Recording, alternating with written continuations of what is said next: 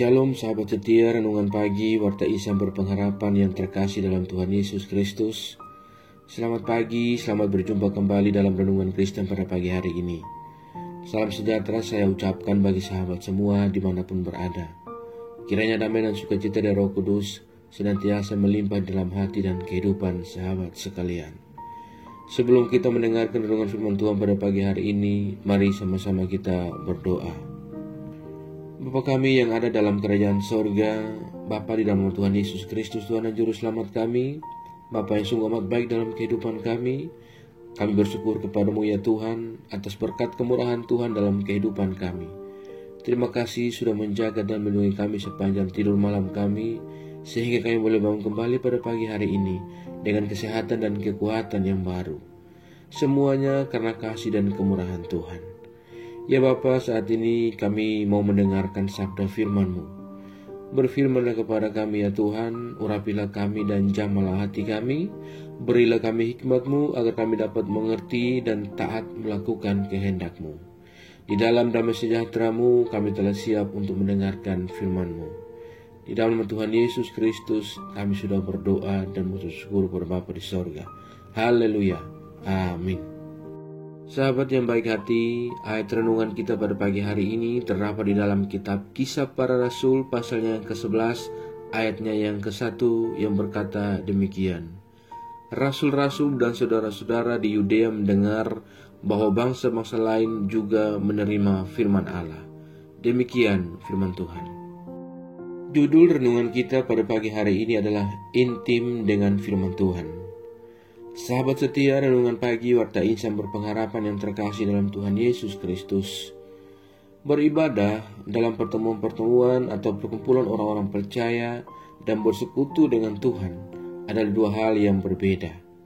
Orang Kristen boleh beribadah dengan rajin kepada Tuhan, namun di mata Tuhan ukurannya ternyata bukan sekedar rajin beribadah, tetapi bersekutu dan intim dengan Tuhan. Tokoh Yohanes Calvin mempunyai keyakinan bahwa Alkitab adalah firman Allah yang membantu kita untuk sampai kepada pengetahuan tentang Allah Pencipta dan Penebus. Keyakinan ini mengungkapkan tentang fungsi hakiki dari firman yang menumbuhkan pengetahuan, membarui akal budi, dan mengubah perilaku hidup. Arahnya agar seseorang mengalami kehidupan ilahi, mengenal Allah Pencipta dan Penebus, serta menjalani hidup sebagai manusia baru. Sahabatku yang baik hati, salah satu pembaruan karena kuasa firman dialami oleh Petrus. Bukan lagi kata orang, tetapi dari pengalamannya sendiri ia menyaksikan dampak dan kuasa Pentakosta. Bahwa roh Allah adalah pribadi yang tidak dapat dibatasi atau dikekang dan dikebiri. Bagaikan angin, ia bebas kemanapun ia pergi dan bebas kepada siapa ia akan menyatakan kehendaknya.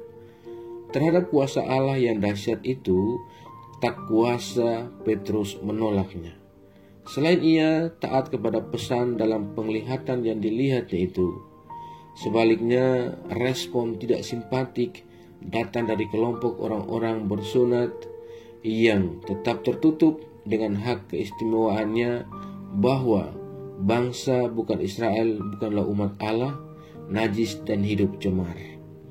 Sahabat setia, renungan pagi Warta Insan Berpengharapan yang baik hati. Sebuah pembaruan hidup datang dari kuasa firman. Dan untuk menuju hidup yang dibarui, maka seseorang membutuhkan hubungan yang intim dengan firman Tuhan. Tujuannya agar nilai-nilai keutamaan berupa kasih, sukacita, damai sejahtera, kemurahan hati, belas kasihan, keterbukaan, keramahan, persahabatan menjadi bagian inti dari pembentukan iman seseorang.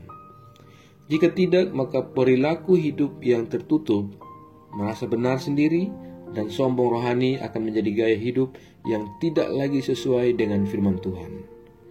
Kuasa roh Allah adalah kuasa yang membuat kita terbuka dan membuka diri untuk dipimpin oleh firman-Nya. Sahabatku yang baik hati, Allah rindu kita memiliki hubungan yang intim dengannya. Dia ingin kita menjadi sahabatnya yang mengerti keinginannya. Dari hubungan yang intim dengannya itulah akan lahir perkara-perkara besar. Inilah yang seharusnya menjadi prioritas utama kita. Melalui keintiman dengan Allah, Dia akan memberitahukan segala sesuatu. Hanya orang yang dekat dengan Tuhanlah yang bisa mengerti isi hatinya, pikirannya, dan kerinduan-kerinduannya. Dan Allah tidak segan-segan memberitahukan segala sesuatu kepada orang-orang yang dekat dengannya. Sahabatku yang baik hati, panggilan tertinggi yang ditulis dalam Perjanjian Baru adalah bukan panggilan melayani di gereja, bukan pula memberi persembahan, bukan pula menyanyi, melainkan panggilan untuk bersekutu dengan Tuhan Yesus.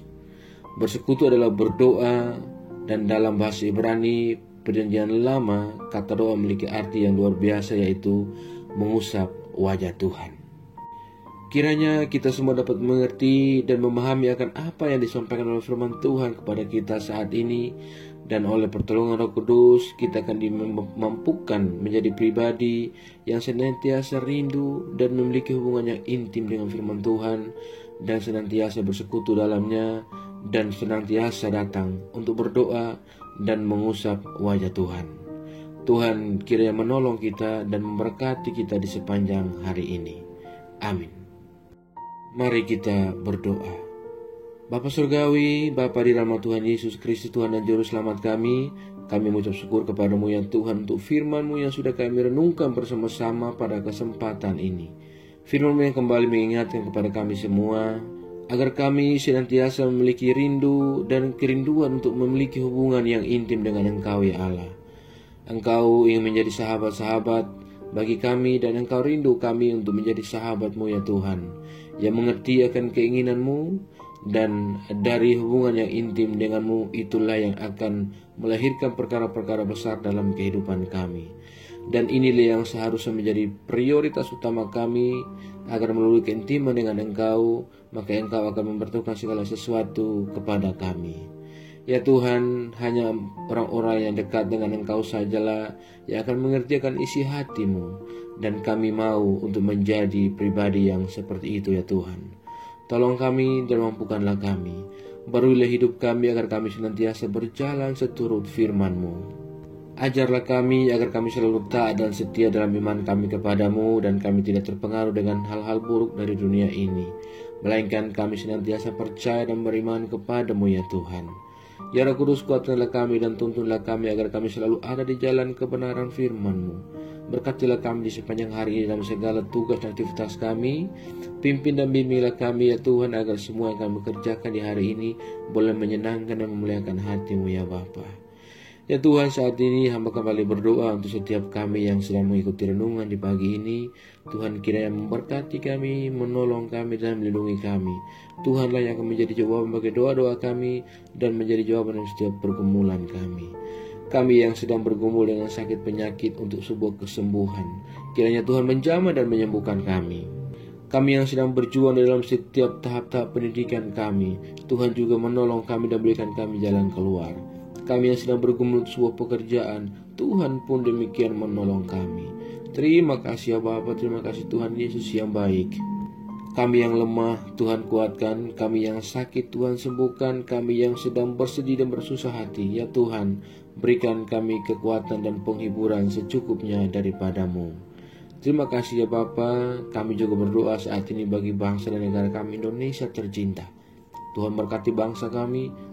Tuhan memberkati para pemimpin-pemimpin bangsa kami. Curahkanlah marifat-Mu kepada mereka ya Allah, dan biar dalam menjalani tanggung jawab kepemimpinan mereka, mereka menyadari akan karya Allah dalam hidup mereka dan bertanggung jawab sebagai pemimpin-pemimpin yang baik di hadapan Tuhan. Terima kasih ya Bapa, terima kasih Tuhan Yesus. Kami juga berdoa bagi seluruh gereja-gereja-Mu yang ada di seluruh muka bumi ini. Tuhan memberkati, menolong, menyertai, dan melindungi setiap pelayanan-pelayanan misi yang berlangsung bagi kemuliaan nama Tuhan. Ya Bapa, sertai kami semua. Jangan biarkan kami berjalan sendiri ya Tuhan, karena kami tak mampu berjalan sendiri kalau tanpa Tuhan. Terima kasih ya Tuhan. Kuatkanlah dan teguhkan iman kami, para umat-Mu dan hamba-hamba Tuhan yang ada. Biarlah kiranya kami tetap teguh dan kokoh di dalam Engkau, agar kami senantiasa tidak terpengaruh dengan godaan dunia ini. Ya Tuhan, jauhkanlah kami semua dari segala mara bahaya. Tolonglah kami dan peliharalah kami, agar kami senantiasa ada di dalam jalan kebenaran firman-Mu.